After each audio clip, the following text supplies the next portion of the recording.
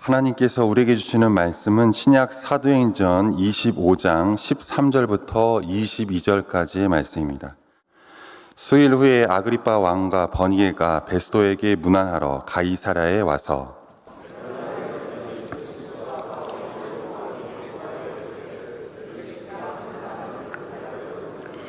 내가 예루살렘에 있을 때 유대인의 대제사장들과 장로들이 그를 고소하여 정죄하기를 청하기에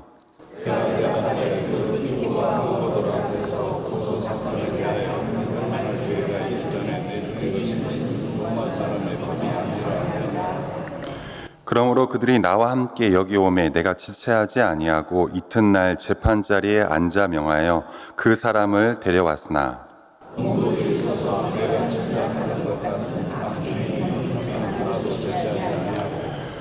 오직 자기들의 종교와 또는 예수라 하는 이가 죽은 것을 살아있다고 바울이 주장하는 그 일에 관한 문제로 고발하는 것뿐이라.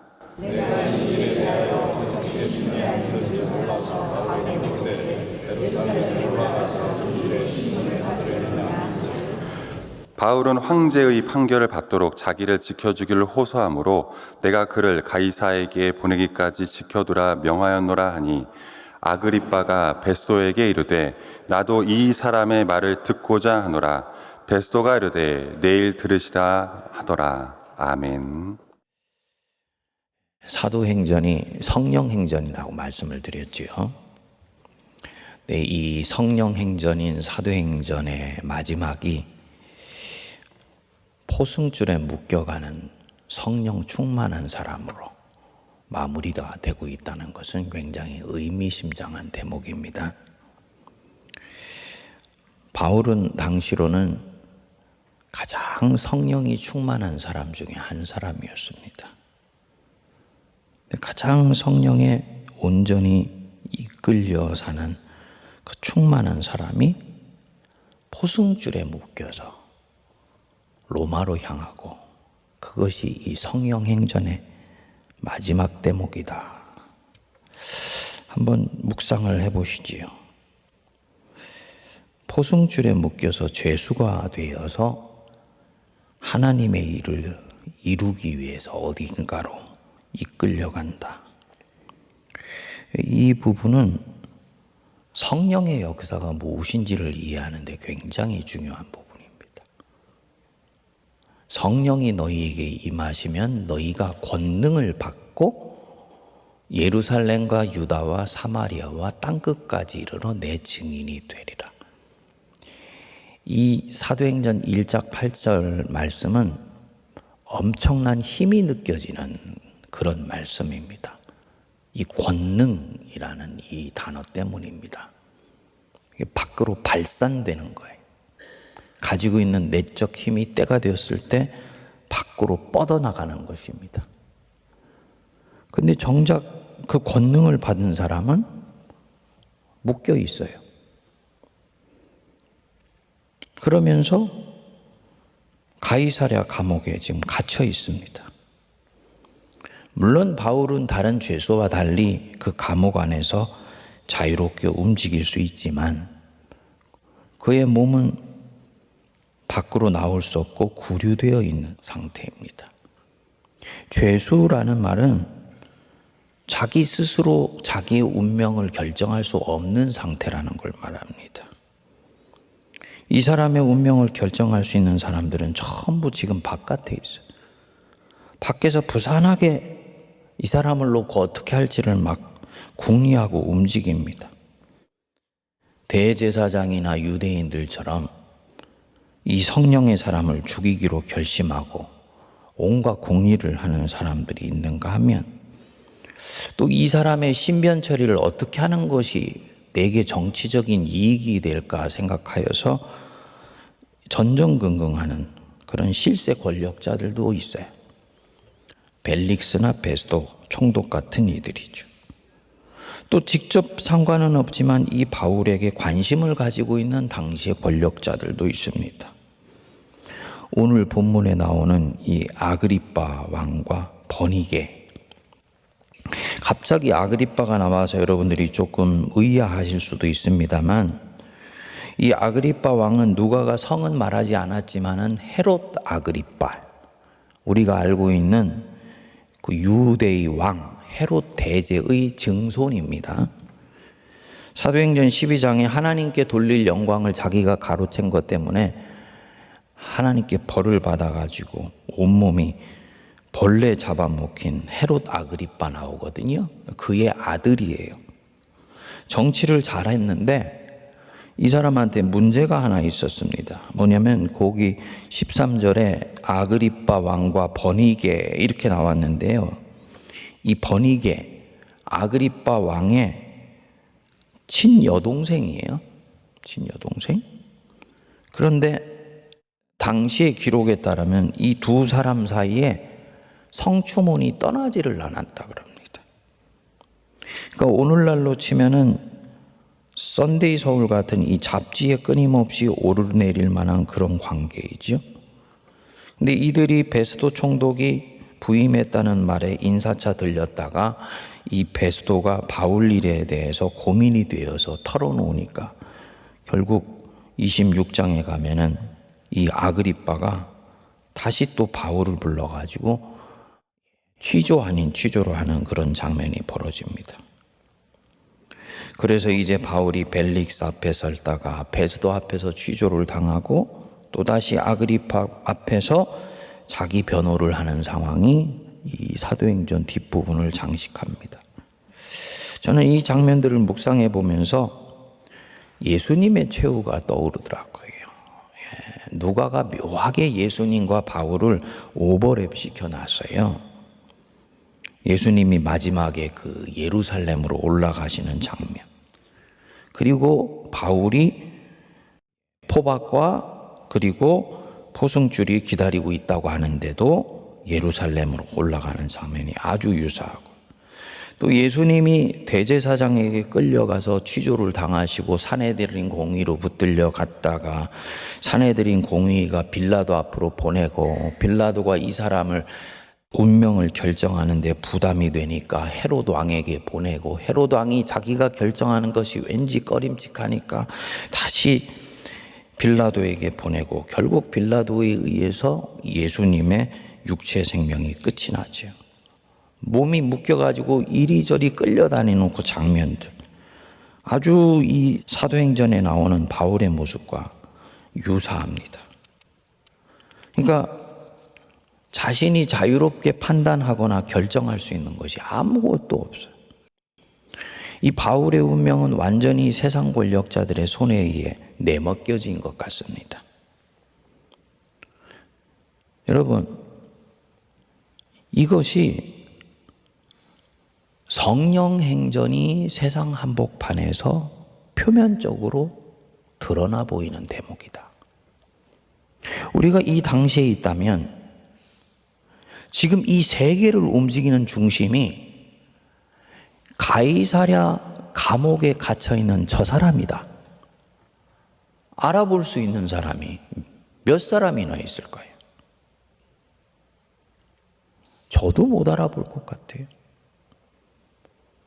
세상의 운명을 결정하고 세상을 바꿀 수 있고 세상의 명운을 쥐고 있는 사람은 저 가이사 황제이고 그가 파송한 총독인 벨릭스나 베스도이고, 또 한편으로는 이들을 견제하면서 한편으로는 이들과 협력해 나가는 아그리빠 왕이나 혹은 그 밑에 종교 권력인 대제사장이나 유대 고관들이지, 그 가이사랴 감옥에 이름도 없이 포박되어서 자기의 운명이 이리 끌려갔다가 저리 끌려갔다는 바로 그 사람이 앞으로 세상의 운명을 결정할 사람이라고 누가 알 수가 있겠습니까?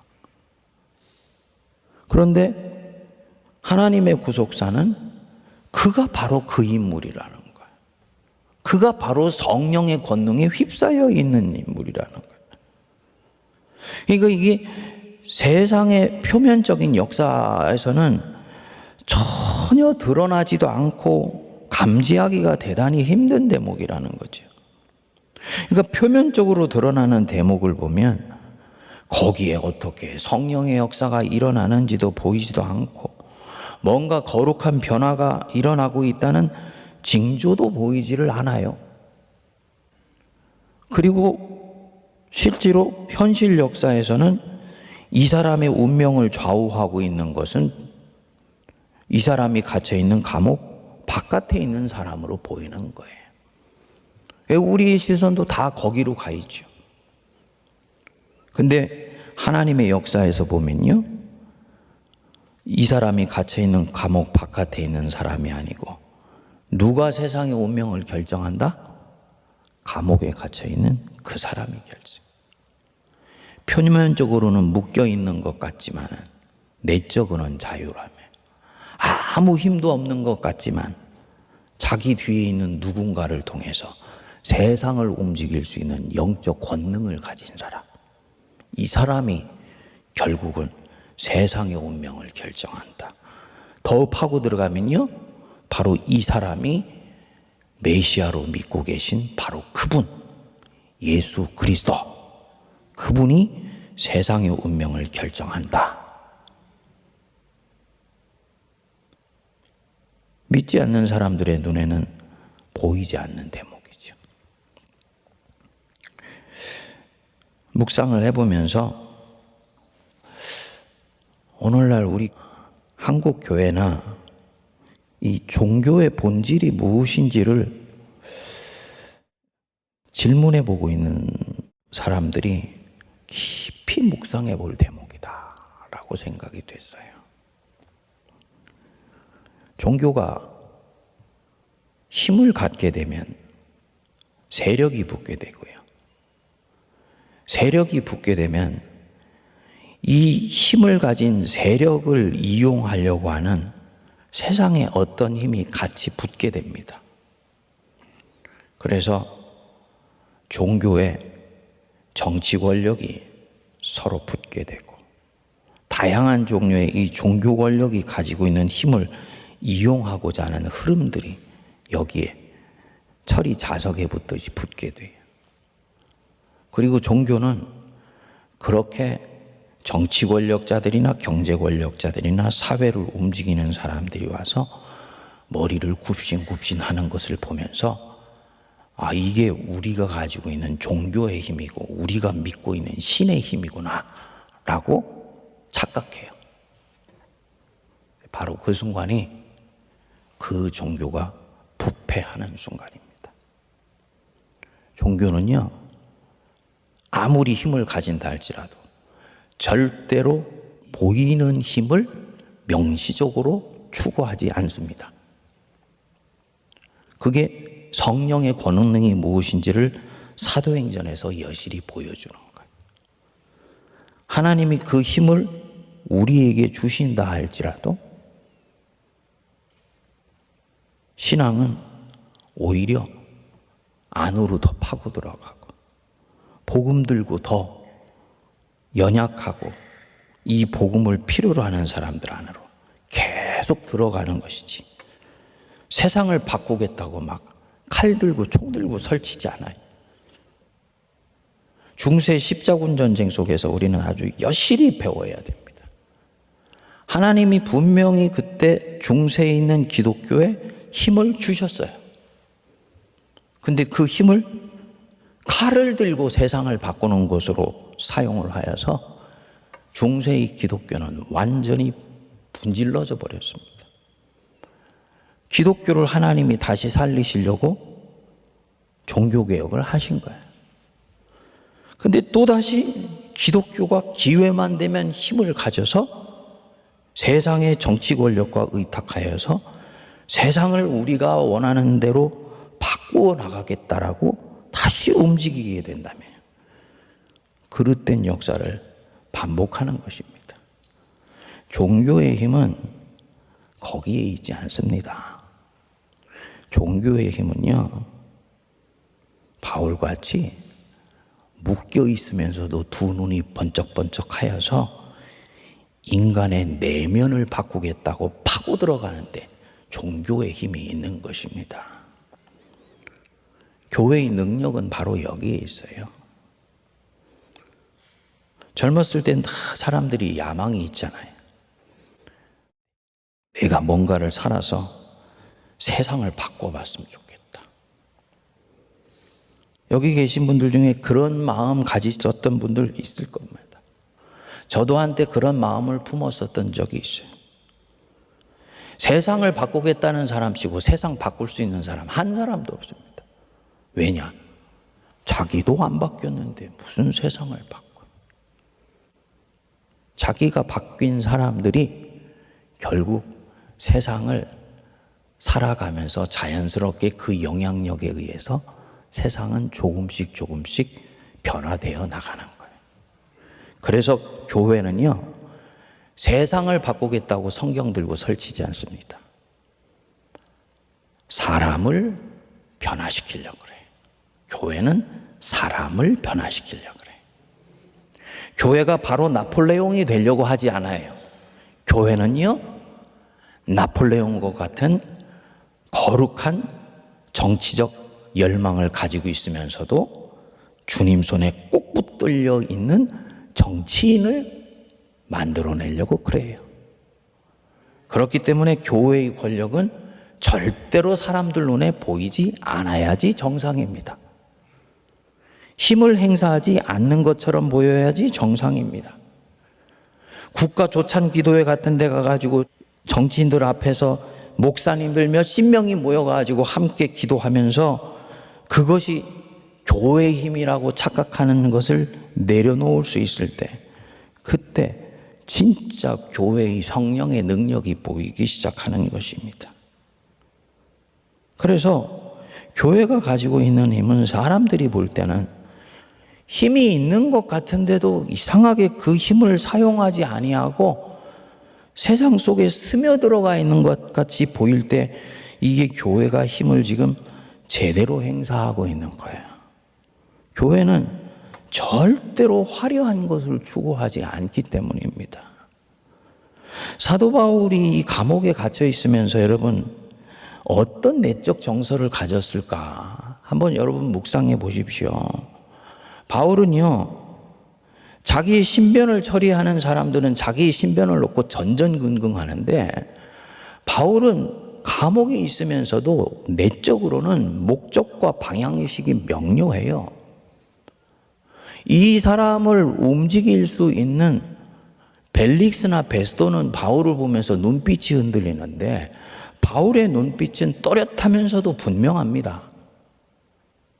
이 사람의 명운을 쥐고 있는 사람들은 이상하게도 무엇인가에 묶여가지고 더 요동하는 것 같은데 정작 포승줄에 묶여있는 이 바울은 조금도 요동하지 않고 내적으로 지극히 평안해요.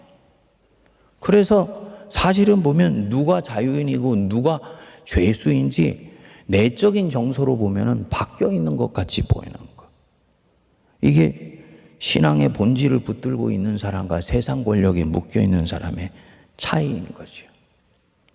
바울이 그런 자기의 내면을 오픈하는 듯한 말씀을 고린도후서 6장 8절에서 10절까지 이렇게 얘기를 했습니다. 우리는 속이는 자 같으나 참되고 무명한 자 같으나 유명한 자요, 죽은 자 같으나 보라 우리가 살아있고 징계를 받는다 같으나 죽임을 당하지 아니하고 근심하는 자 같으나 항상 기뻐하고 가난한 자 같으나 모든 사람을 부유하게 하고 마지막에가 너무 멋있어요.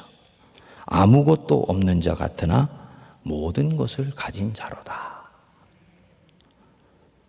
손에 아무것도 쥔 것이 없고 인생에 뭔가 이룬 것도 없는 사람처럼 그렇게 보이는 것 같지만 내가 내 속에 생명의 구주 예수 그리스도를 믿으며 그 예수를 통해서 주님의 은혜가 온 세상에 퍼지기를 원한다 하는 마음으로 살아가는 자체가 뭐라고요?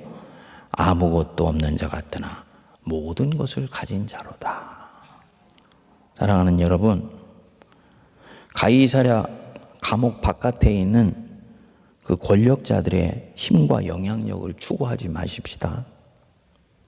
하나님께서 우리 세문안교회 성령의 권능을 저는 부어주시길 기도합니다. 하나님께서 능력 주셔서 정말 주일날 예배를 드릴 때 10,000명, 20,000명이 모여가지고 예배 드릴 수 있는 그런 은혜를 부어주시기를 기도합니다. 근데 주님이 그렇게 하시려면요, 그 은혜를 받을 만한 그릇이 돼야 되고요, 그런 은혜를 부어주셨을 때 그 가진 힘이죠, 종교적 힘이죠, 그 힘을 바르면서도 온전히 사용할 수 있는 영적인 내적 능력이 생겼을 때 주님이 그 힘을 부어주시는 거예요. 칼을 제대로 사용할 줄 모르는 자에게는 하나님이 그 사람을 사랑하셔서라도 절대로 칼을 손에 쥐어주시지 않아요. 그 가진 칼로 연약한 자들의 아픈 상처를 수술해낼 수 있는 그런 능력으로 사용해야지, 다른 사람의 목을 치고 마음에 들지 않는 사람의 심장을 찌르는 것으로 사용할 수밖에 없는 정도이다 싶으면 주님은 그 칼 주시지 않는 것이지. 그러니까 우리 세문안교회 이 부분들을 생각해 보면, 세문안교회 힘 달라고 기도하기 이전에 힘을 하나님의 뜻대로 바르게 사용할 수 있는 영성을 우리에게 먼저 공급해 달라고 기도할 수 있어야 됩니다. 한국교회가 1,000,000명이나 되었었던 적이 있는데 그 힘을 제대로 사용하지 못했기 때문에 주님께서 우리에게 힘을 빼시고 있다는 생각을 왜 안 합니까? 힘을 줬었더니 결국은 십자군의 영성으로서 세상을 다 재단해버리는 그런 종교적 제국주의를 만들어 나가는 것을, 그것을 하나님 나라를 확장하는 것이라고 착각했던 역사의 우를 우리가 반복해서 범하고 있었다라는 것을 왜 우리가 생각하지 않을까요? 기독교의 영성이나 기독교의 성령의 권능의 방향은 포승줄에 묶이고 감옥에 갇혔어도 얼마든지 하나님의 일을 해낼 수가 있는 것인데, 우리는 사실은 밖으로 드러나는 보이는 모습은 벨릭스와 베스도와 아그리빠의 그런 힘을 가지고 예수 믿는 길을 방해하는, 어떻게 보면 전혀 앞뒤가 맞지 않는 영성을 추구하고 있었다는 거지. 이런 측면에서 근심하는 것 같으나 항상 기뻐하고, 가난한 자 같으나 많은 사람을 부유하게 하고, 아무것도 없는 자 같으나 모든 것을 가진 자로다. 이 바울이 가지고 있는 신앙심에서 깊이 배울 수 있는 우리가 되기를 바랍니다. 위로가 되는 것은 아무것도 없는 것 같은데, 인생 살아보니까 손에 쥔 것 없는 것 같은데, 네가 예수 쥐고 있어? 예수님 믿고 있어? 그 예수님 믿으면서 새벽에 나와서 사람들이 보던 보지 않던 기도하고 있어? 세상은 네가 새벽에 나와서 기도하는 거 아무도 몰라. 그 기도가 어떤 영향력을 가지고 어떻게 세상을 움직일 수 있다고 생각하지 그들은 몰라. 관심도 없어. 하지만 네가 그렇게 기도하는 자체가 너는 이미 세상을 움직이고 있는 위대한 사람이 되어 있는 것이다. 믿고 더 신실하게 주님 붙드는 우리가 되기를 바랍니다. 기도하겠습니다. 한 알의 밀알이 땅에 떨어져 썩지 않으면 한 알 그대로 있고 썩으면 많은 열매를 맺는다 말씀하셨습니다. 세상 속에 있는 사람들은 썩으려고 하기보다는 드러나려고 하고, 숨기보다는 자신을 보이기를 원하며, 초라하기보다는 화려함을 추구합니다. 돈과 권력과 명예와 쾌락을 명시적으로 추구하지는 않는 것 같으나 이것에 대한 열망은 우리들 안에 끊임없이 솟아납니다. 예수 믿고 마음이 정리되어 하나님 앞에 모든 것이 정돈되었다라고 믿는 저희들 은혜 내려주시고 진정으로 주를 따르는 자들 되게 하여 주시옵소서. 그래서 감옥 속에 갇혀있는 그 바울의 자유함을 우리가 배우게 하시고, 감옥 속에서 내일이라도 생명이 끊어질 것 같으나 오히려 그 마음은 지극히 평온한 영적 권세를 얻게 하여 주옵소서. 감옥 밖에 있는 베스도와 벨릭스의 그 화려함과 힘을 추구하지 않게 하시고, 한국교회가 복음 안에서 있는 선한 영향력만을 신실하게 추구하게 하셔서 어느 날 주님이 우리에게 힘 주신 것 깨닫게 하시고 교회가 우리도 모르게 세상을 바꾸고 있는 것을 바라보며 하나님 영광 올려드리게 하여 주옵소서. 이 일이 일어나기 위해서는 어머니 교회인 세문안교회가 주님 안에 온전히 뿌리를 내리며 주 앞에 부복하며 생명의 구주 예수 그리스도 앞에 진정으로 순종하여야 되겠사오니 은혜 내려 주옵소서. 예수님처럼 근심하는 자 같으나 항상 기뻐하게 하시고 가난한 자 같으나 많은 사람을 부유하게 하시며 힘을 추구하지 아니하고 아무것도 없는 자 같으나 모든 것을 가지고 있는 부요함을 누리는 우리 세문안교회와 성도들 되게 하여 주시옵소서. 이제는 우리 주 예수 그리스도의 크신 은혜와 하나님 아버지의 무한하신 사랑과 성령님의 위로교통 감동 감화 역사하심이 묶여있는 것 같으나 자유하며 나와 기도하며 아무것도 힘없는 이 기도에 매달리고 있는 것 같으나 기도로 세상을 움직이며 한 사람의 영혼을 통해 세상 바꾸는 것을 꿈꾸는 모든 거룩한 주의 백성들과 피로 값주고 사신 우리 세문안교회와 이 나라 이 민족과 고통하며 신음하는 저 북녘의 백성들과 전쟁으로 찢어진 온 세계 위에 이제로부터 영원토록 함께하옵시기를 간절히 축원하옵나이다. 아멘.